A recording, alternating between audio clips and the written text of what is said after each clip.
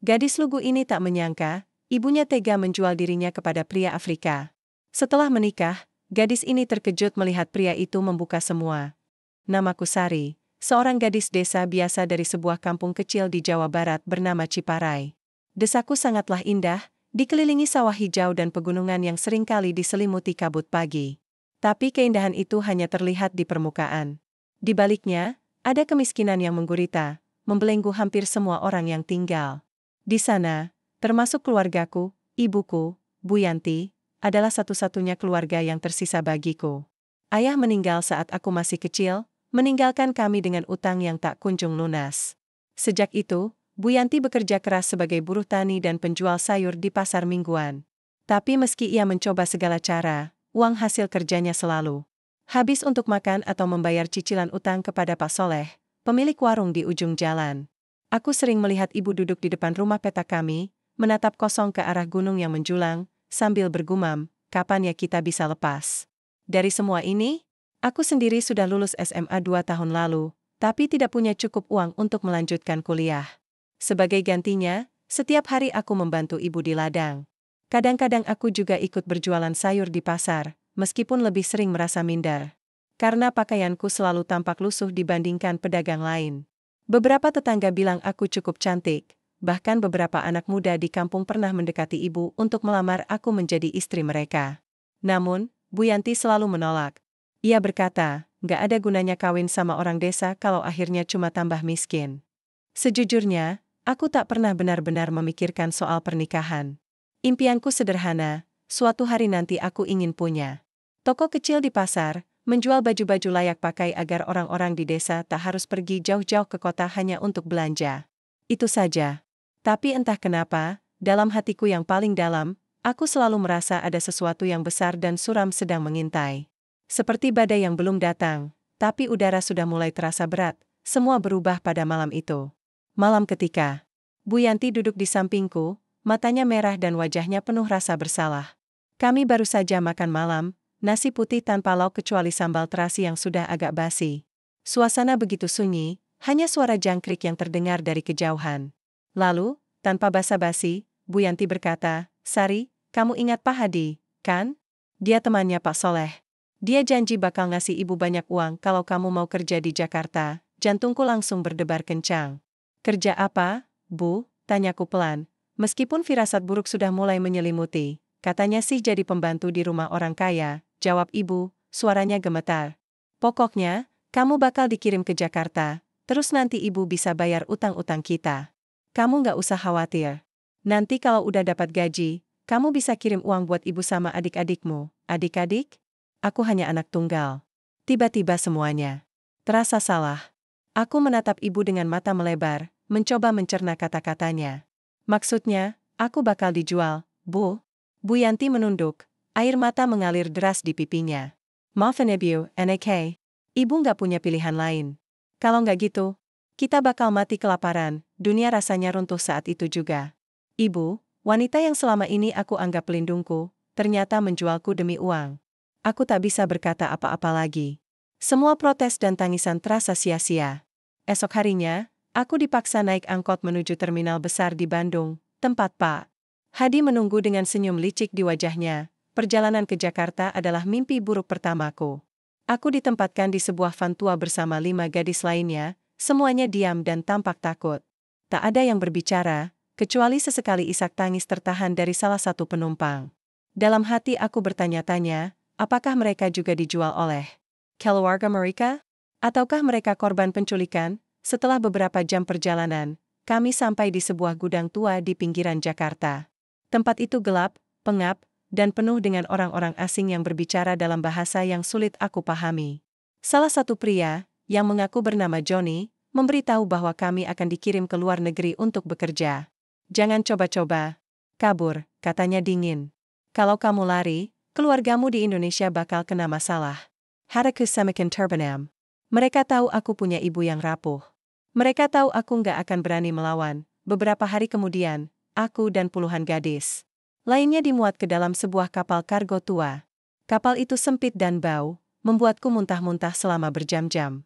Setiap kali aku bertanya kepada gadis-gadis lain tentang tujuan akhir kita, mereka hanya menggeleng atau menangis. Ketakutan merasuki tubuhku hingga aku hampir tak bisa tidur. Namun, nasib baik, atau mungkin takdir, masih menyisakan ruang untukku. Pada malam ketiga di laut, cuaca tiba-tiba berubah buruk. Angin kencang menerjang kapal, ombak besar menghantam lambungnya, dan kapal mulai oleng. Para penyelundup panik, berteriak-teriak dalam bahasa yang tidak aku mengerti. Dalam kekacauan itu, pintu kandang tempat kami dikurung terbuka karena benturan hebat. Gadis-gadis lain berlarian, tapi aku terlalu takut untuk bergerak. Aku hanya bisa duduk di pojok, menangis, dan memohon kepada Tuhan agar melindungi nyawaku. Tiba-tiba, seorang pria muncul di depanku. Tubuhnya tegap, kulitnya coklat, dan matanya penuh kelembutan meskipun situasinya kacau. "Are you okay?" tanyanya dengan aksen asing. Aku mengangguk lemah, tak yakin apa yang sedang terjadi. Pria itu mengulurkan tangannya, membantuku bangkit, dan membawaku ke kapal lain yang lebih besar dan kokoh. Di atas kapal itu, aku baru tahu namanya, Amir Al-Mansur, seorang pengusaha minyak asal Sudan yang kebetulan sedang melakukan perjalanan bisnis. Ia menyelamatkanku dari neraka yang hampir menelanjangiku sepenuhnya. Saat kapal melaju menjauh dari kapal kargo yang tenggelam, aku duduk di dek, memeluk lutut, dan menangis terseduh-seduh. Amir duduk di sampingku, diam, tapi kehadirannya memberi rasa aman yang aneh. Untuk pertama kalinya dalam berhari-hari, aku merasa lega, meskipun aku sadar, ini bukan akhir dari ceritaku. Ini baru awal dari babak baru yang misterius dan penuh ketidakpastian. "Kamu nggak perlu takut lagi," katanya. Pelan, suaranya hangat. "Aku akan melindungimu."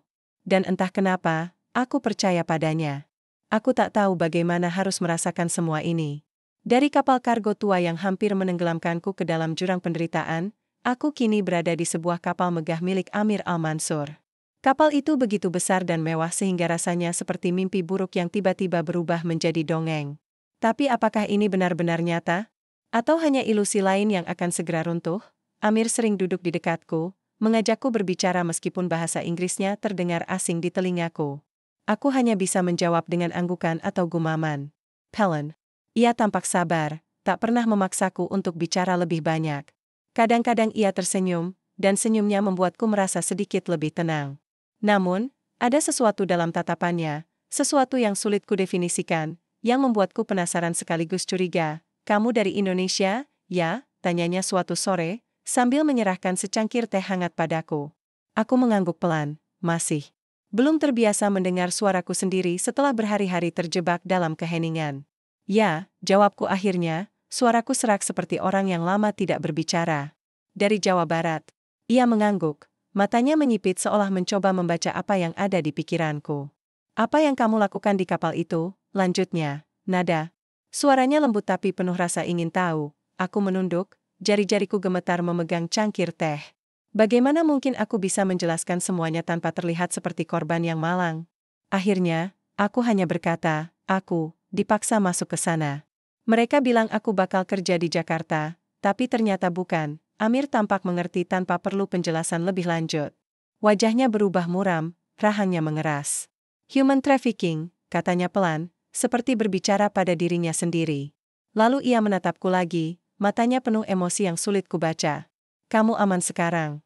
Aku janji, tidak akan ada yang menyakitimu lagi." Beberapa hari kemudian, kapal tiba di Port Sudan, kota pelabuhan utama di negara tempat Amir berasal. Saat pertama kali melihat daratan Afrika dari kejauhan, aku merasa campuran antara ketakutan dan harapan. Ini adalah dunia yang sama sekali asing bagiku, panas, gersang, dan penuh warna-warna yang tak pernah kulihat di desaku. Aku bahkan tak bisa membayangkan bagaimana hidupku akan berjalan di sini. Setibanya di pelabuhan, Amir membawaku ke mobil mewahnya. Mobil itu besar, berwarna hitam mengkilap, dan dilengkapi dengan kursi yang empuk. Aku duduk di sampingnya, diam, mencoba menahan napas agar aroma parfum mahal di dalam mobil tidak membuatku pusing.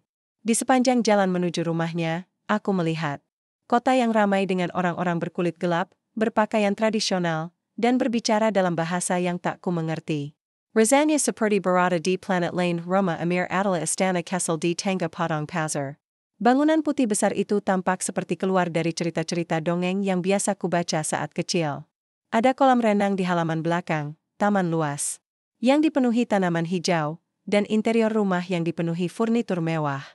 Semua begitu indah, tapi juga begitu dingin dan asing bagi mataku. Di sana, aku bertemu Fatima, seorang wanita Sudan berusia sekitar 40-an yang bekerja sebagai asisten rumah tangga Amir. Fatima ramah dan langsung menghampiriku dengan senyuman hangat. Selamat datang, Nak, katanya dalam bahasa Arab yang dibambi logat khas. Meski aku tak mengerti sepenuhnya, aku bisa merasakan kehangatan dalam suaranya.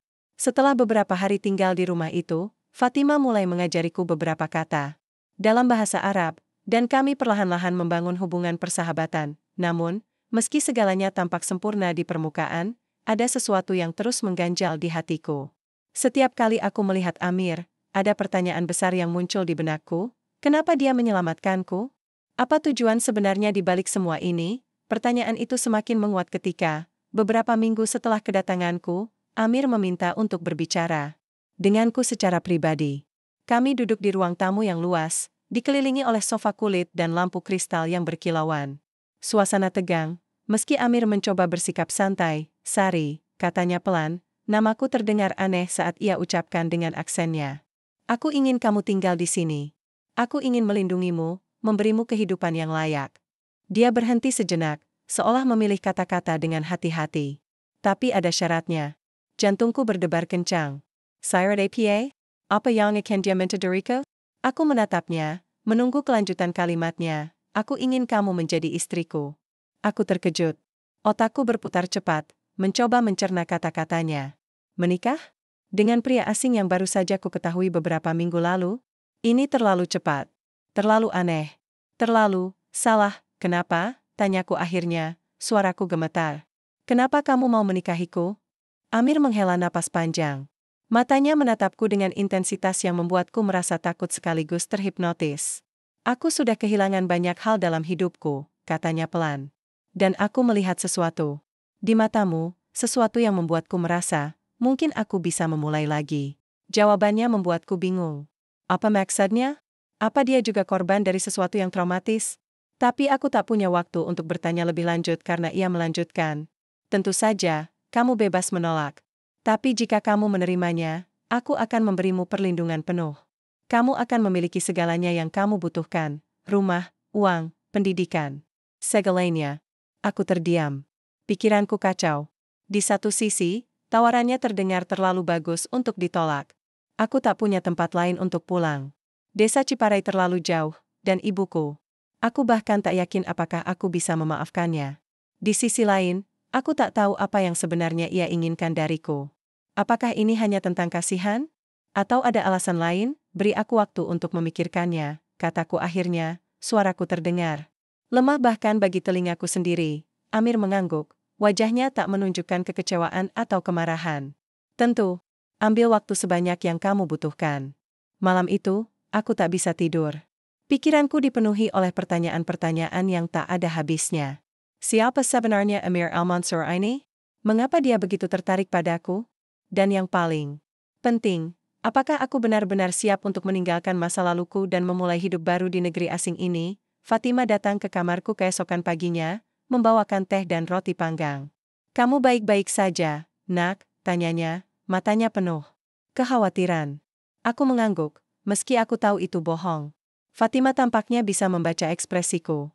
Tuan Amir, dia orang baik, katanya pelan.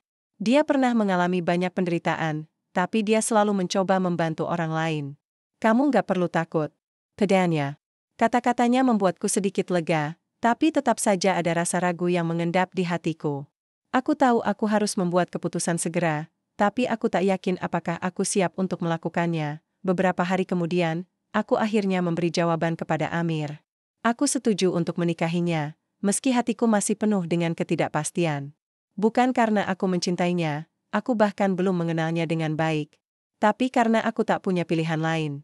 Hidupku sebelum ini hanyalah rangkaian penderitaan, dan aku ingin percaya bahwa mungkin, hanya mungkin, ini adalah kesempatan untuk memulai lagi. Upacara pernikahan dilangsungkan secara sederhana di rumah Amir, dengan hanya Fatima dan beberapa pekerja rumah tangga sebagai saksi.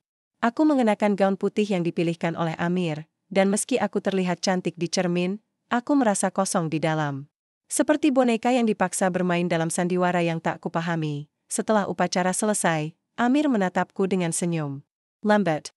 Selamat datang di hidup barumu, sorry, katanya Pelin. Aku harap kamu bisa bahagia di sini. Aku mengangguk, meski aku tak yakin apakah kebahagiaan itu benar-benar ada dalam genggamanku. Hidup baruku di Sudan tak seperti yang kubayangkan. Ya, ada kemewahan yang melingkupiku, rumah besar, pakaian indah, makanan lezat setiap hari, tapi semua itu terasa hampa. Aku masih merasa seperti orang asing di sini. Meski Fatima selalu berusaha membuatku nyaman dengan kehangatan dan perhatiannya. Namun, ada satu hal yang tak bisa kuhindari, bayang-bayang masa laluku terus menghantui, bahkan ketika aku mencoba melupakannya. Setelah beberapa minggu menikah, Amir mulai menunjukkan sisi lain dari dirinya. Ia sering pulang larut malam, wajahnya tampak lelah tapi juga tegang. Kadang-kadang ia menghindari pembicaraan denganku, seolah ada sesuatu yang tidak ingin ia ungkapkan. Hubungan kami lebih mirip dua orang yang tinggal di bawah satu atap daripada suami istri. Tidak ada keintiman yang mendalam, hanya rutinitas sepi yang membuatku semakin merasa kesepian. Suatu sore, saat aku sedang duduk di taman belakang rumah, ponsel satelit milik Amir berbunyi. Ia sedang tidak ada di rumah, jadi aku memutuskan untuk menjawab panggilan itu, berpikir bahwa itu mungkin penting. Di ujung telepon, suara seorang wanita terdengar, suaranya familiar, tapi aku tak langsung menyadarinya. Sari, kata wanita itu, nada suaranya campuran antara terkejut dan gugup. Ini kamu, kan? Jantungku berdebar keras. Suara itu adalah Bu Yanti, ibuku. Aku membeku, tak tahu harus berkata apa. Bagaimana dia bisa mendapatkan nomor ini? Kenapa dia menghubungi Amir, Bu? Akhirnya aku menjawab, suaraku gemetar. Kenapa kamu, maafin ibu, Sari, katanya cepat. Suaranya terdengar panik. Ibu nggak punya pilihan lain waktu itu. Tapi sekarang ibu udah dengar kabar kalau kamu sama orang kaya. Tolong bantu ibu, NAK. Utang-utang ini nggak kunjung lunas, Pak Soleh terus ngejar-ngejar ibu, aku merasa mual. Jadi, setelah semua yang dilakukannya padaku, menjualku kepada penyelundup manusia, sekarang dia meminta uang dariku? Apakah dia benar-benar tidak tahu apa yang sudah dia lakukan pada hidupku? Ataukah dia hanya pura-pura tidak peduli? Ibu, kataku pelan, mencoba menahan emosiku. Kamu nggak ngerti betapa beratnya semua ini buat aku. Kamu pikir uang bisa menyelesaikan semuanya? Tapi kamu kan sekarang istri orang kaya, Sari. Balasnya, nada suaranya meninggi. Kamu pasti bisa bantu ibu. Nggak usah pelit-pelit sama keluarga sendiri. Aku menutup telepon tanpa berkata apa-apa lagi. Air mata mengalir deras di pipiku. Setiap kali aku berpikir bahwa aku bisa melupakan masa laluku, sesuatu selalu datang mengingatkanku akan kepedihan itu. Aku tak tahu apakah aku bisa memaafkan ibuku, atau apakah aku benar-benar ingin melakukannya. Beberapa hari kemudian, Amir pulang lebih awal dari biasanya. Wajahnya tampak lebih rileks dibandingkan biasanya, dan ia tersenyum padaku saat masuk ke ruang tamu.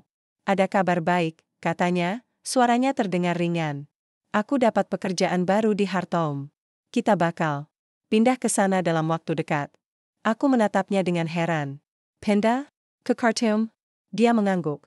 Ya, ini kesempatan bagus buat kita. Kamu nggak akan bosan di sana. Banyak tempat menarik yang bisa kita kunjungi. Dan mungkin, kamu bisa mulai belajar sesuatu baru. Belajar. Sesuatu baru? Apa maksudnya? Aku tak bertanya lebih lanjut karena aku tahu jawaban yang diberikannya pasti akan ambigu. Amir selalu begitu, memberikan jawaban yang cukup untuk membuatmu penasaran, tapi tak cukup untuk memberi kepastian. Namun, meski aku mencoba bersikap positif tentang rencana pindah ini, ada sesuatu yang terus menggangguku.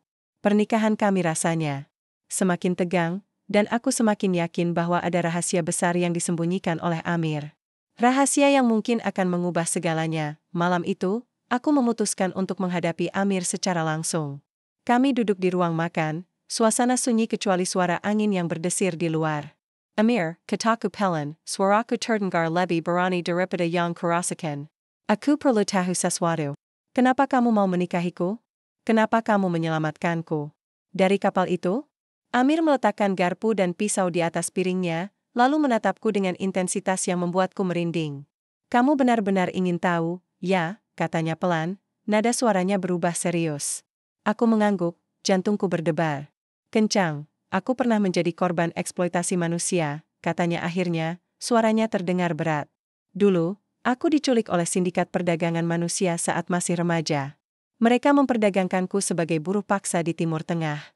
Aku berhasil melarikan diri setelah bertahun-tahun, tapi pengalaman itu mengubah hidupku selamanya. Aku terdiam, tak bisa berkata apa-apa. Jadi, inilah alasan sebenarnya mengapa dia menyelamatkanku. Dia bukan sekadar pria kaya yang kasihan padaku, dia juga korban dari sistem yang sama yang hampir menelanjangiku sepenuhnya. Kamu tahu, lanjutnya? Matanya tampak kosong seperti sedang mengenang masa lalu. Aku selalu berjanji pada diriku sendiri bahwa aku akan membantu siapapun yang menjadi korban seperti aku dulu. Saat aku melihatmu di kapal itu, aku langsung tahu bahwa aku harus menyelamatkanmu. Tapi sorry, ada satu hal lagi, harus bertegap. Ken Kang. Apalagi yang akan dia katakan, sindikat yang menculikmu, mereka bukan organisasi kecil. Mereka memiliki jaringan besar yang tersebar di banyak negara, termasuk Indonesia dan Sudan. Aku sudah mencoba melawan mereka selama bertahun-tahun, tapi mereka selalu lolos. Sekarang, dengan bantuanmu, mungkin kita bisa menghancurkan mereka. Aku merasa seperti disambar petir. Jadi, pernikahan ini bukan hanya soal melindungiku? Ini juga tentang misi yang lebih besar? Aku merasa bingung, marah, tapi juga sedikit bangga. Bangga karena mungkin saja aku bisa melakukan sesuatu untuk membalas dendam atas apa yang telah mereka lakukan padaku. Bagaimana caranya? Tanyaku akhirnya, suaraku terdengar lebih tegas daripada yang kuduga. Amir tersenyum tipis. Kita akan bekerja sama dengan organisasi internasional yang fokus pada pemberantasan perdagangan manusia. Mereka sudah lama mencari cara untuk membongkar jaringan ini. Kamu bisa membantu mereka dengan informasi yang kamu miliki. Aku mengangguk, meski aku tahu ini akan menjadi perjalanan yang sulit. Tapi untuk pertama kalinya dalam hidupku, aku merasa punya tujuan. Tujuan untuk melawan, untuk membalas, dan untuk membebaskan diriku dari bayang-bayang masa lalu. Namun, ada satu hal yang masih belum terjawab. Siapa dalang di balik semua ini? Siapa yang bertanggung jawab atas penderitaan ribuan korban, termasuk aku? Pertanyaan itu terus menghantuiku, bahkan ketika aku mulai mempersiapkan diri untuk misi yang akan datang. Di tengah malam yang sunyi, aku duduk di tepi kolam renang, memandangi langit penuh bintang. Pikiranku dipenuhi oleh wajah-wajah gadis-gadis lain yang aku lihat di kapal kargo itu. Mereka semua menderita seperti aku. Dan aku bertekad untuk memastikan bahwa penderitaan mereka tidak sia-sia. Khartoum adalah kota yang berbeda dari Port Sudan. Lebih ramai, lebih kacau, tapi juga terasa lebih hidup. Udara di sini lebih panas, dan debu selalu menari-nari di setiap sudut jalan. Namun, meskipun lingkungan baruku begitu asing, aku merasa ada sesuatu yang baru dalam diriku. Sesuatu yang lebih kuat. Aku tak lagi hanya menjadi korban. Aku mulai merasa seperti bagian dari sebuah perlawanan. Setelah pindah ke Khartoum, Amir memperkenalkanku kepada sekelompok orang yang bekerja untuk organisasi anti perdagangan manusia bernama Justice for All. Mereka adalah campuran dari aktivis lokal dan agen internasional yang memiliki satu tujuan bersama, membongkar sindikat perdagangan manusia yang telah lama merajalela di Afrika dan Asia. Saat pertama kali bertemu mereka, aku merasa canggung dan tak yakin apakah aku bisa benar-benar membantu. Tapi salah satu anggota tim, seorang wanita muda bernama Sarah, langsung membuatku merasa nyaman. Kamu nggak perlu takut, katanya padaku saat kami duduk di ruang rapat kecil di markas mereka. Kami semua pernah mengalami apa yang kamu alami, atau setidaknya melihatnya secara langsung. Kamu bukan sendirian. Ucapannya membuatku merasa sedikit lebih lega. Aku tahu aku tak bisa mundur sekarang. Ini adalah kesempatan untuk melawan balik, untuk memastikan bahwa tidak ada gadis lain yang harus mengalami apa yang aku alami. Selama beberapa minggu, aku menjalani pelatihan intensif. Mereka mengajari cara menyamar, menggunakan teknologi komunikasi rahasia, dan melaporkan informasi tanpa menimbulkan kecurigaan. Aku juga belajar tentang struktur sindikat ini, betapa kompleks dan berbahayanya mereka. Salah satu nama yang terus muncul dalam diskusi adalah Hakim Rizal, seorang pejabat tinggi di Indonesia yang diduga menjadi dalang utama jaringan perdagangan manusia itu. Aku tak pernah mendengar namanya sebelumnya, tapi ketika mereka menunjukkan fotonya, aku langsung merasa familiar. Wajah itu, aku pernah melihatnya di desaku, di acara-acara resmi yang sering dihadiri oleh Bu Yanti. Dia, kataku pelan, suaraku gemetar. Aku kenal dia. Dia sering datang ke desaku. Sarah dan yang lainnya langsung menatapku dengan penuh rasa ingin tahu. Kamu yakin? Tanyanya cepat. Aku mengangguk. Ya, dia sering datang ke warung Pak Soleh. Kadang-kadang ibuku bawa aku ke acara-acara desa, dan dia ada di sana. Semua mata tertuju padaku, dan aku merasa seperti potongan puzzle yang akhirnya pas. Informasi ini penting, lebih penting daripada yang aku bayangkan. Hakim Rizal bukan hanya operator biasa, dia adalah otak di balik semua ini. Dan fakta bahwa aku pernah melihatnya secara langsung memberi kami keuntungan besar. Namun, semakin dalam aku terlibat dalam misi ini, semakin banyak keraguan yang mengentuku. Apakah aku cukup kuat untuk melakukan ini? Apakah aku siap menghadapi konsekuensinya?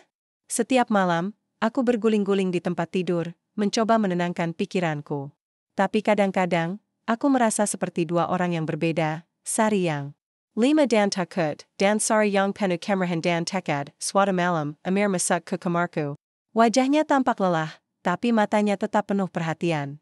Bagaimana kabarmu? Tanyanya pelan, duduk di tepi tempat tidur. Aku menghela napas panjang. Aku nggak tahu, Amir. Semua ini rasanya terlalu besar buat aku. Aku takut kalau aku gagal. Amir menggenggam tanganku erat-erat. Kamu nggak akan gagal. Kamu lebih kuat daripada yang kamu kira. Dan aku akan selalu ada di sisimu. Aku tersenyum tipis, meski aku tak sepenuhnya yakin. Ada sesuatu dalam nada suaranya yang membuatku merasa ia menyembunyikan sesuatu. Apakah dia benar-benar percaya padaku, atau apakah dia hanya mencoba menenangkanku? Beberapa hari kemudian, aku diberi tugas pertamaku, menyamar sebagai informan di sebuah pasar gelap di pinggiran Khartoum. Tempat itu adalah salah satu pusat distribusi perdagangan manusia, dan aku harus mengumpulkan informasi sebanyak mungkin, tanpa menimbulkan kecurigaan. Aku dibekali dengan perangkat kecil yang bisa merekam suara dan video, serta identitas baru sebagai seorang wanita pencari pekerjaan ilegal. Saat pertama kali masuk ke pasar itu, aku merasa seperti kembali ke kapal kargo yang hampir menelan janjiku sepenuhnya. Bau amis dan keringat memenuhi udara, dan banyak orang dengan tatapan dingin yang membuatku merinding. Tapi aku mencoba bersikap tenang, berjalan pelan-pelan sambil berpura-pura mencari pekerjaan. Beberapa pria mendekatiku, menawarkan pekerjaan yang terdengar seperti kode untuk eksploitasi seksual. Aku mencatat semuanya dalam memoriku, sambil berusaha tidak panik. Di tengah keramaian, aku melihat seorang pria tua yang tampak sangat khawatir. Ia duduk di sudut pasar, wajahnya penuh ketegangan. Ketika aku mendekat, ia langsung menatapku dengan mata melebar. Kamu dari Indonesia, ya? Katanya pelan, bahasa Arabnya dipenuhi logat Jawa Timur. Aku mengangguk pelan, hatiku berdebar kencang. Bagaimana dia tahu nama saya Fakir, katanya. Saya juga korban dari jaringan ini. Anak perempuan saya diculik 2 tahun lalu, dan sampai sekarang saya belum tahu di mana dia. Aku merasa seperti disambar petir. Di depanku, ada seorang ayah yang menderita seperti aku, mungkin bahkan lebih parah. Aku tak bisa berkata apa-apa selain mendengarkan ceritanya. Ia memberiku informasi penting tentang para pemimpin jaringan ini, termasuk detail tentang hubungan mereka dengan Hakim Rizal. Dia punya orang-orang di setiap desa di Indonesia, katanya pelan. Mereka mencari keluarga miskin yang putus asa, lalu menjual anak-anak mereka. Aku merasa dadaku sesak. Jadi, bukan hanya aku. Banyak keluarga lain yang menjadi korban manipulasi ini. Dan di balik semua ini, ada Hakim Rizal yang mengendalikan semuanya. Setelah beberapa hari berhasil mengumpulkan informasi, aku kembali ke markas Justice for All. Semua orang tampak gembira dengan hasil kerjaku, tapi ada satu hal yang masih menggangguku. Saat aku menyerahkan rekaman-rekaman itu, Sarah menatapku dengan ekspresi aneh. Kamu tahu, kan, bahwa ini bisa berbahaya buatmu, katanya pelan. Mereka pasti akan mencari tahu siapa kamu kalau mereka curiga. Aku mengangguk, meski aku tahu risikonya. Aku nggak peduli, jawabku. Aku harus melakukannya. Aku nggak mau ada korban lain. Tapi di lubuk hatiku yang paling dalam, aku merasa takut. Takut akan masa depan, takut akan balas dendam mereka, dan takut bahwa aku mungkin tak akan pernah bisa melupakan semua ini. Misi pertamaku di pasar gelap menjadi titik balik. Aku merasa seperti berdiri di tepi jurang, satu langkah lagi dan aku akan jatuh ke dalam dunia yang tak bisa kubayangkan sebelumnya. Tapi aku juga tahu bahwa ini adalah kesempatan terbaik untuk membalas dendam atas semua penderitaan yang telah aku alami, dan yang lebih penting, untuk memastikan bahwa tidak ada gadis lain yang harus mengalami apa yang aku alami. Namun, semakin banyak informasi yang aku kumpulkan, semakin besar tekanan yang aku rasakan. Setiap malam, aku bermimpi buruk tentang kapal kargo itu, tentang wajah-wajah gadis-gadis lain yang dipenuhi ketakutan. Dan setiap kali aku terbangun, aku menemukan diriku duduk di tepi tempat tidur, berkeringat dingin, dengan bayangan Hakim Rizal yang tampak seperti hantu menghantui pikiranku. Beberapa minggu kemudian, sesuatu yang tak terduga terjadi. Bu Yanti muncul di depan pintu rumah kami di Khartoum. Ya, ibuku sendiri, wanita yang menjualku kepada penyelundup manusia, datang jauh-jauh dari Indonesia hanya untuk menemuiku. Aku tak percaya mataku saat melihatnya berdiri di sana, wajahnya penuh rasa bersalah dan tubuhnya tampak lebih kurus daripada yang kuingat. Sari, katanya pelan, suaranya gemetar. Aku minta maaf, aku membeku di tempat, tanganku mencengkeram. Gagang pintu. Apa yang dia lakukan di sini? Bagaimana dia bisa menemukanku?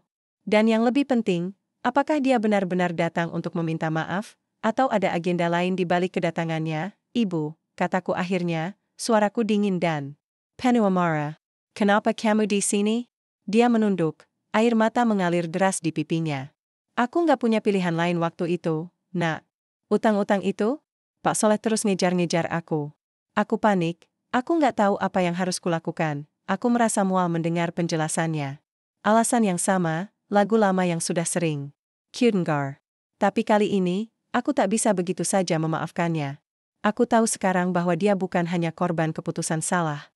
Dia adalah bagian dari sistem yang telah menghancurkan hidupku. Apa kamu tahu apa yang terjadi padaku setelah kamu jual aku? Tanyaku dengan nada suara yang meninggi. Apa kamu tahu aku hampir mati di kapal itu? Aku hampir jadi korban perdagangan manusia. Bu Yanti menatapku dengan mata penuh rasa bersalah.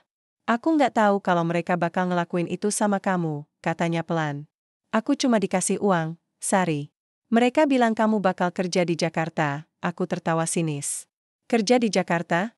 Itu omong kosong, Bu. Kamu tahu siapa yang berada di balik semua ini? Hakim Rizal. Dia yang ngatur semuanya? Dia yang bayar orang-orang kaya kamu untuk menjual anak-anakmu. Wajah Bu Yanti langsung berubah pucat. Ia tampak seperti ingin berkata sesuatu, tapi tak ada kata yang keluar dari mulutnya. Akhirnya, ia hanya menunduk, tangannya gemetar memegang tas tua yang dibawanya. Kamu datang ke sini cuma buat minta maaf, ya? Tanyaku dingin. Atau kamu mau cari uang lagi? Aku cuma mau lihat kamu baik-baik saja, katanya. Pelan, suaranya nyaris tak terdengar. Aku nggak tahu kalau kamu jadi istri orang kaya. Aku cuma mau pastiin kamu selamat. Aku tak bisa lagi menahan emosiku. Air mata mengalir deras di pipiku, tapi bukan karena sedih, melainkan karena kemarahan yang sudah lama kupendam. Ibu pikir datang ke sini bakal bikin semuanya baik-baik aja? Nggak, Bu. Kamu udah hancurin hidupku. Nggak ada kata maaf buat itu. Setelah beberapa saat, Amir keluar dari ruang tamu. Wajahnya tampak tegang saat melihat Bu Yanti berdiri di depan pintu. Ada apa ini? Tanyanya pelan. Matanya bergantian menatapku dan ibuku. Ini ibuku, kataku dingin, tanpa menoleh ke arahnya. Dia datang ke sini cuma buat minta maaf. Atau mungkin buat minta uang lagi. Amir menatap Bu Yanti dengan ekspresi dingin. Kalau begitu, sebaiknya kamu pergi, katanya tegas. Kami nggak butuh masalah tambahan di sini. Bu Yanti menunduk, lalu berbalik pergi tanpa berkata apa-apa lagi. Aku menontonnya melangkah menjauh, hatiku campuran antara kebencian dan rasa bersalah. Apakah aku terlalu keras padanya? Atau apakah dia memang pantas mendapatkan semua itu? Namun, kehadiran Bu Yanti ternyata membuka pintu bagi rahasia lain yang lebih besar. Beberapa hari setelah kedatangannya, Amir memberiku sebuah kotak tua yang berat. Di dalamnya, ada puluhan foto korban perdagangan manusia, beberapa di antaranya masih anak-anak. Semua foto itu disertai dengan nama, usia, dan lokasi terakhir mereka terlihat. Ini hasil investigasi kami selama bertahun-tahun, kata Amir pelan, matanya tampak kosong. Banyak dari mereka belum ditemukan sampai sekarang. Aku menatap foto-foto itu dengan tangan gemetar. Ada satu foto yang langsung menarik perhatianku, seorang gadis muda yang wajahnya mirip denganku. Namanya Ratna, dan dia berasal dari desa yang sama denganku. Aku pernah melihatnya di pasar, tapi tak pernah benar-benar mengenalnya. Sekarang, aku tahu bahwa dia adalah salah satu korban jaringan ini. Kenapa kamu kasih aku ini? Tanyaku pelan, suaraku gemetar, karena aku ingin. Kamu tahu siapa musuh kita, jawabnya, nada suaranya penuh tekad. Dan karena aku ingin kamu tahu bahwa kamu nggak sendirian. Ada ribuan korban lainnya yang butuh keadilan. Aku mengangguk, meski aku tahu beban ini semakin berat untuk dipikul. Tapi aku tak bisa mundur sekarang. Aku sudah terlalu jauh, beberapa hari kemudian, sesuatu yang lebih buruk terjadi. Salah satu agen Justice for All ditangkap oleh polisi korup yang bekerja untuk Hakim Rizal. Dalam prosesnya, mereka berhasil merebut beberapa dokumen penting yang berisi informasi tentang misi kami. Sarah memberitahuku bahwa mereka mungkin sudah mengetahui identitas asliku. Kamu harus hati-hati, Sari, katanya dengan nada suara penuh kekhawatiran. Kalau mereka tahu siapa kamu, mereka nggak akan ragu buat menyakitimu. Aku merasa seperti seekor tikus yang terjebak di sudut. Tapi aku tak bisa menyerah. Aku harus tetap maju, meskipun risikonya semakin besar. Malaysia tengah malam, Amir masuk ke kamarku. Wajahnya tampak tegang, tapi ada ketegasan dalam matanya. Aku harus pergi, katanya pelan. Aku dapat info bahwa mereka akan menyerang markas besok. Aku harus memastikan semuanya aman. Aku menatapnya dengan cemas. Jangan pergi, Amir. Ini terlalu berbahaya. Dia tersenyum tipis, lalu menggenggam tanganku erat-erat. Aku nggak punya pilihan lain, Sari. Ini demi kita. Demi semua korban yang butuh keadilan. Sebelum aku sempat mengatakan apa-apa lagi, ia sudah pergi. Hatiku dipenuhi rasa takut yang tak terkira. Aku tahu bahwa ini adalah ujian terbesar dalam hidupku. Dan aku harus siap menghadapinya. Malam itu, aku tak bisa tidur. Pikiranku dipenuhi oleh bayangan-bayangan buruk tentang apa yang mungkin terjadi pada Amir. Apakah jaringan Hakim Rizal sudah mengetahui identitasku? Setiap detik yang berlalu terasa seperti abad, dan aku hanya bisa duduk di tepi tempat tidur, mencoba menenangkan diri dengan napas dalam-dalam. Pagi harinya, kabar buruk datang lebih cepat daripada yang kubayangkan. Sarah meneleponku dari markas Justice for All, suaranya terdengar panik. Amir ditangkap, katanya cepat, nada suaranya penuh keputusasaan. Mereka Tahumi Saikida. Kamu harus segera keluar dari rumah. Jantungku berdebar kencang. Aku merasa seperti dunia runtuh di sekitarku. Bagaimana ini bisa terjadi? Apa yang akan mereka lakukan pada Amir? Dan bagaimana nasib semua korban jika kami gagal? Tapi bukankah ada cara untuk menyelamatkannya? Tanyaku, suaraku gemetar. Sarah menghela napas panjang. Iya, ada cara. Tapi risikonya besar. Mereka meminta uang tebusan, uang yang tidak mungkin kita dapatkan dalam waktu singkat. Atau, dia berhenti sejenak, seolah ragu apakah harus melanjutkan kalimatnya, atau apa, desaku cepat, atau kamu bisa masuk ke dalam sistem mereka. Kamu bisa menyamar sebagai informan langsung untuk Hakim Rizal. Aku membeku di tempat. Menyamar sebagai informan langsung? Itu berarti aku harus berhadapan langsung dengan orang yang telah menghancurkan hidupku. Aku tak yakin apakah aku cukup kuat untuk melakukan itu. Tapi aku juga tahu bahwa aku tak punya pilihan lain. Beberapa jam kemudian, aku berdiri di depan sebuah gedung tua di pusat Khartoum. Ini adalah lokasi pertemuan rahasia antara Hakim Rizal dan para pemimpin sindikat perdagangan manusia. Jantungku berdegup kencang saat aku melangkah masuk, berusaha menahan rasa takut yang hampir membuatku lumpuh. Di dalam ruangan, aku melihat Hakim Rizal duduk di kursi besar, wajahnya tampak angkuh dan dingin. Di sebelahnya, beberapa pria bersenjata berdiri tegak, siap untuk menembak siapapun yang mencoba melawan.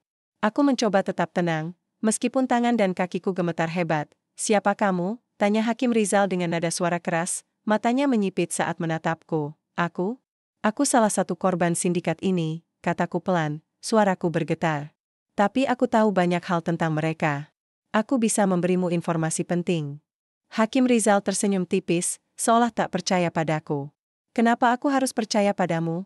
Karena aku ingin balas dendam, jawabku cepat, mencoba membuat suaraku terdengar lebih tegas. Mereka hancurkan hidupku. Aku nggak mau ada korban lain. Dia menatapku selama beberapa detik, lalu mengangguk. Baiklah. Kita lihat apa yang bisa kamu lakukan. Selama beberapa hari berikutnya, aku bekerja sebagai informan untuk Hakim Rizal. Aku memberikan informasi palsu tentang aktivitas sindikat perdagangan manusia, sambil diam-diam merekam setiap percakapan penting yang terjadi di sekitarku. Aku tahu bahwa ini adalah misi yang berbahaya, tapi aku tak punya pilihan lain.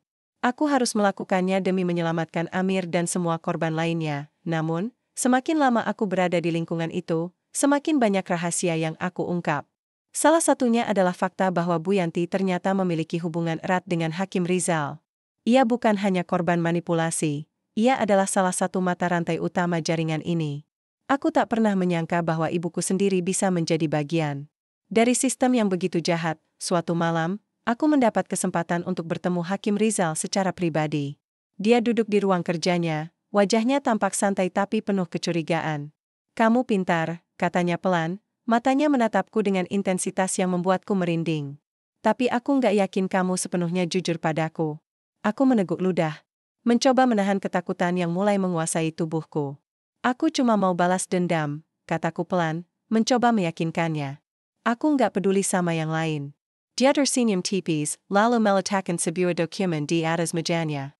"Kalau gitu, bantu aku tangkap orang-orang ini. Mereka pengkhianat." Aku membuka dokumen itu, dan hatiku hancur saat melihat nama-nama yang tertera di dalamnya. Salah satunya adalah Ratna, gadis muda dari desaku. Aku tahu bahwa jika aku tak melakukan sesuatu, dia akan mati. Akhirnya, saat yang kuharapkan tiba. Dengan bantuan rekaman yang aku kumpulkan selama ini, tim Justice for All berhasil menyerbu markas Hakim Rizal. Pertempuran terjadi di mana-mana, tembakan bergema di udara, dan jeritan orang-orang memenuhi ruangan. Aku bersembunyi di sudut, berusaha melindungi diriku sendiri sambil menunggu hasil akhir dari operasi ini. Setelah beberapa jam, semuanya berakhir. Hakim Rizal dan para pemimpin sindikatnya berhasil ditangkap, termasuk Bu Yanti. Saat aku melihat ibuku diborgol dan didorong oleh polisi internasional, aku merasa campuran antara lega dan sedih. Dia memang pantas mendapatkan hukuman atas apa yang dilakukannya, tapi dia tetaplah ibuku. Amir akhirnya diselamatkan. Wajahnya penuh luka, tapi matanya masih bersinar dengan kehangatan yang sama seperti saat pertama kali kami bertemu. "Kamu berhasil," katanya pelan. Suaranya penuh rasa syukur. "Kamu menyelamatkan semuanya." Aku tersenyum tipis, meski air mata mengalir deras di pipiku. "Ini bukan tentang aku," kataku pelan. "Ini tentang semua korban yang butuh keadilan." Beberapa bulan kemudian, aku dan Amir memutuskan untuk kembali ke Indonesia. Kami mendirikan sebuah yayasan yang bertujuan untuk membantu korban perdagangan manusia dan memberikan pendidikan kepada anak-anak miskin di desa-desa terpencil. Meskipun luka masa laluku belum sepenuhnya sembuh, aku merasa lebih damai karena aku bisa melakukan sesuatu untuk membantu orang lain. Bu Yanti dihukum penjara seumur hidup, dan Hakim Rizal diadili di pengadilan internasional. Aku tak pernah lagi bertemu mereka, tapi aku tahu bahwa mereka mendapatkan apa yang pantas mereka terima. Aku tak tahu apakah aku benar-benar bisa memaafkan ibuku atau tidak. Tapi aku tahu bahwa aku tak ingin hidup dalam kebencian selamanya. Aku ingin menjalani hidup yang lebih baik, hidup yang penuh harapan, bukan penderitaan, dan untuk pertama kalinya dalam hidupku, aku merasa seperti telah menemukan kedamaian.